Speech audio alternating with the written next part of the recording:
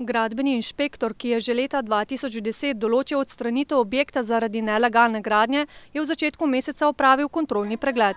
Če bo vrtec v tej stavbi še naprej deloval, bo lastnika, torej Hočevarja, doletela denarna kazen. Jaz sem pa rekel, če je to tako, pol pa raje ga ustavim, ko pa da mi je dobil 3000 kazni za plačati, ne. Otroci so tako danes še lahko prišli v vrtec, od jutri dalje pa v to zgradbo ne bodo mogli, izpostavlja. Jaz toliko cajt, dokler ne dobim dovoljenje, toliko cajt se ne bo delalo.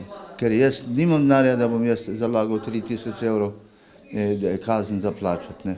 Trebanjski župan Alojzij Kastelic zaradi nastale situacije pričakuje sestanek na pristojnem inšpektoratu. Namreč mi imamo prostorske plane pred vrati, tako rekoč, in v 100 primerih inšpektor čaka, da z ukrepi, v tem primeru pa pravzaprav z tem odločbami povzroča škodo v lokalnem prostoru. Sicer pa iščejo tudi druge rešitve, da vrtca ne bi zaprli. To se pravi kakšno kontejnersko zloženko, kaj podobnega.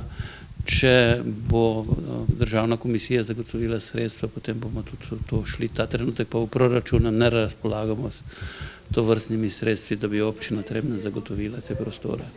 Vrtec na Hudejah so sicer odprli v letu 2009, obiskujejo pa ga romski otroci, stari od 3 do 6 let.